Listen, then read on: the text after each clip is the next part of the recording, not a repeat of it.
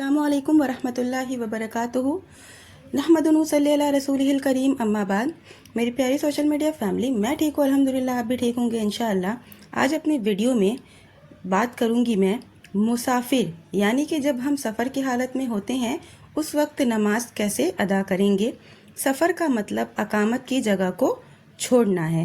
یہ اسلام کے محاسن میں سے ہے کہ اس نے سفر میں قصر اور جمع کو جائز کیا ہے، اس لیے کہ عام طور پر سفر میں مشقت ہوتی ہے اور اسلام رحمت اور آسانی کا دین ہے۔ چینل میں اگر نئے ہیں تو پلیز سبسکرائب مائی چینل۔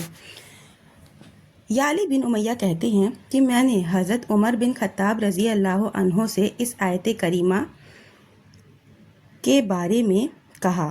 سورہ نساء کی آیت ہے، ترجمہ ہے، جب تم سفر میں جا رہے ہو تو تم نمازوں کے قصر کرنے میں کوئی گناہ نہیں، اگر تمہیں ڈر ہو کہ کافر تمہیں ستائیں گے۔ اب تو لوگ معمون ہو گئے ہیں، لہٰذا اب قصر کرنے کی ضرورت نہیں۔ حضرت عمر رضی اللہ عنہ نے کہا، یہ اشکال میرے ذہن میں بھی آیا تھا، پھر میں نے نبی صلی اللہ علیہ وسلم سے اس کے بارے میں پوچھا۔ آپ نے فرمایا، یہ اللہ کی طرف سے تمہارے لیے صدقہ ہے، لہٰذا اس کے صدقے کو قبول کرو۔ مسلم کی حدیث ہے۔ تو سفر میں قصر کرنا یہ سنت مؤکدہ ہے، امن کی حالت میں ہو یا خوف کی حالت میں۔ اس کا مطلب یہ ہے کہ 4 رکعت والی نمازیں 2 رکعت پڑھی جائیں، اور وہ نمازیں ظہر، عصر اور عشاء ہیں۔ قصر صرف حالت سفر میں جائز ہے، البتہ مغرب اور فجر کی نماز میں قصر کبھی نہیں کی جائے گی، اور جمع سفر اور حضر دونوں میں کچھ شرطوں کے ساتھ جائز ہے۔ اگر آدمی پیدل چلے یا سوار ہو کر چلے، چاہے خشکی ہو یا سمندر فضا، تو 4 رکعت والی نماز 2 رکعت قصر کر کے پڑھے، اور وہ 2 نمازوں کو ان میں سے کسی ایک وقت میں ضرورت پڑنے پر ایک ساتھ پڑھ سکتا ہے، یہاں تک کہ اس کا سفر ختم ہو جائے۔ حضرت عائشہ رضی اللہ عنہا کہتی ہیں کہ پہلے نماز 2 رکعت فرض کی گئی تھی، پھر سفر کی نماز اپنی جگہ باقی رکھی گئی اور حضر کی نماز 4 رکعت پوری کر دی گئی۔ بخاری اور مسلم کی حدیث تھی۔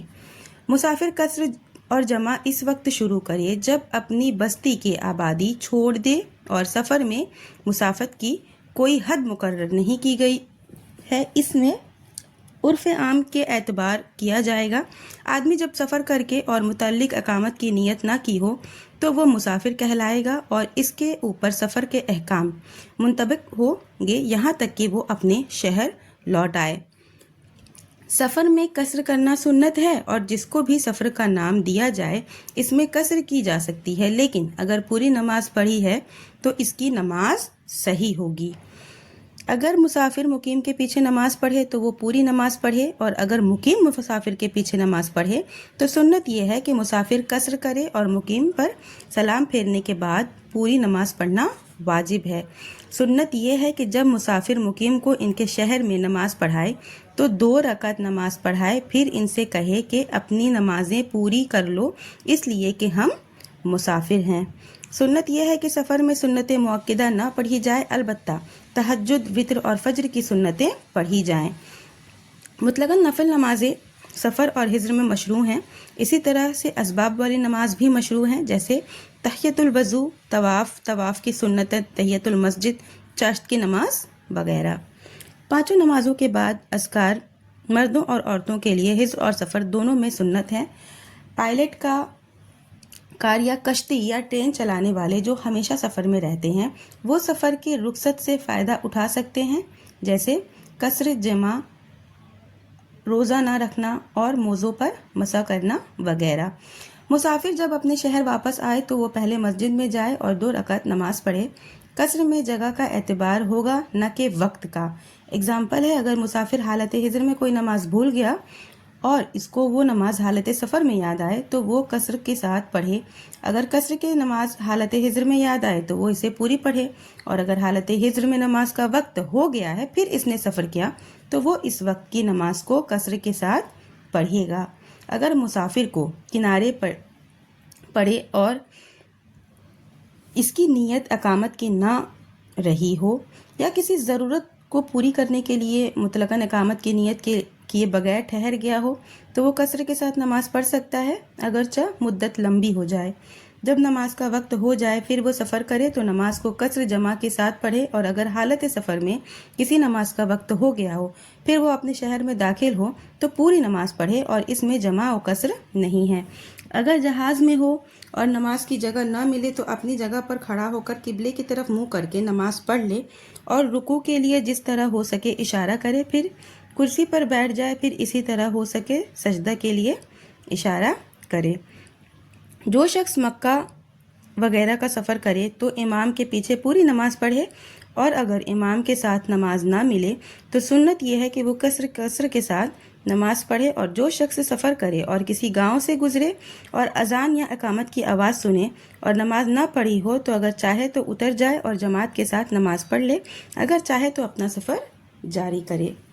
جو شخص ظہر اور عصر یا مغرب اور عشاء کے درمیان جمع کرنا چاہے وہ اذان دے، پھر اقامت کہے، پھر پہلی نماز پڑھے، پھر دوبارہ اقامت کہے اور دوسری نماز پڑھے، اور سارے نمازی جماعت کے ساتھ نماز پڑھیں گے۔ اگر سردی ہو یا ہوا چلے یا بارش ہو تو وہ اپنی قیام گاہ میں نماز پڑھ لے۔ سفر میں نمازیں جمع کرنا، مسافر ظہر اور عصر کے درمیان، مغرب اور عشاء کے درمیان، ان دونوں میں سے کسی کے وقت میں ترتیب سے جمع کر سکتا ہے اور اس وقت میں بھی کر سکتا ہے جو ان دونوں کے درمیان ہے۔ پس اگر وہ ٹھہرا ہوا ہے تو جیسا اس کو مناسب ہو کرے، اگر چل رہا ہو تو سنت یہ ہے کہ اگر کوچ کرنے سے پہلے سورج ڈوب جائے تو مغرب اور عشاء کو جمع تقدیم کے ساتھ پڑھے، اگر سورج غروب ہونے سے پہلے کوچ کر چکا ہے تو مغرب کو عشاء تک مؤخر کرے، پھر جمع تاخیر کے ساتھ دونوں کو پڑھے۔ اگر سوار ہونے سے پہلے زوال آفتاب ہو جائے تو ظہر اور عصر کے درمیان جمع تقدیم کرے، اور اگر زوال آفتاب سے پہلے سوار ہو گیا ہے تو ظہر کو عصر تک مؤخر کر دے، پھر دونوں کے درمیان جمع تاخیر کرے۔ حدیث ہے بخاری اور مسلم کی، حضرت عبداللہ بن عباس رضی اللہ عنہ سے روایت ہے کہ رسول اللہ صلی اللہ علیہ وسلم جب سفر میں ہوتے تو ظہر اور عصر کی نماز میں جمع کرتے اور مغرب اور عشاء میں بھی جمع کرتے۔ ایک اور حدیث ہی ہے بخاری کی ہی، حضرت انس بن مالک رضی اللہ عنہ کہتے ہیں کہ رسول اللہ صلی اللہ علیہ وسلم جب سورج ڈھلنے سے پہلے کوچ کرتے تو ظہر کی نماز عصر کے وقت تک مؤخر کرتے، پھر سواری سے اتر جاتے اور دونوں کو ملا کر پڑھتے۔ اگر کوچ کرنے سے پہلے سورج ڈھل جاتا تو ظہر کی نماز پڑھ کر سوار ہوتے۔ حج میں جو لوگ عرفہ میں ہوں وہ قصر کریں اور ظہر اور عصر کی نماز جمع تقدیم کے ساتھ پڑھیں، اور مزدلفہ میں بھی قصر کریں اور مغرب اور عشاء کو جمع تاخیر کے ساتھ پڑھیں، جیسے کہ نبی کریم صلی اللہ علیہ وسلم نے کیا ہے۔ مسافروں کو چاہیے کہ جماعت سے نماز پڑھے اگر جماعت سے نماز پڑھنا آسان ہو، ورنہ جب حسب و استطاعت تنہا پڑھیں، جہاز، کشتی، ٹرین وغیرہ میں کھڑے ہو کر نماز پڑھیں، اور اگر کھڑے ہو کر پڑھنا ممکن نہ ہو تو بیٹھ کر نماز پڑھیں۔ رکوع اور سجدہ کے لیے اشارہ کریں، فرض نماز قبلہ کی طرف رخ کر کے پڑھیں۔ مسافر کے لیے بہتر یہ ہے کہ اذان اور اقامت کہے کر نماز پڑھے اگرچہ وہ اکیلا ہو۔ مسافر سواری کے پیٹھ پر نفل نماز پڑھ سکتا ہے، بہتر یہ ہے کہ وہ تکبیر اور تحریمہ کے وقت قبلہ کی طرف منہ کرے اگر ایسا کرنا آسان ہو، ورنہ نماز پڑھے خواہ وہ اس کی سواری اس کو جس طرف بھی لے جائے۔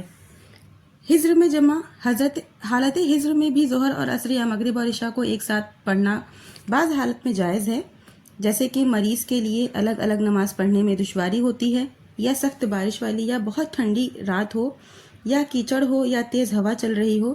اسی طرح مستحاضہ عورت، سلسلہ کا مریض اور جسے اپنی جان اور مال یا اہل و عیال کے لیے خطرہ محسوس ہو، اس کے لیے بھی جمع کرنا جائز ہے۔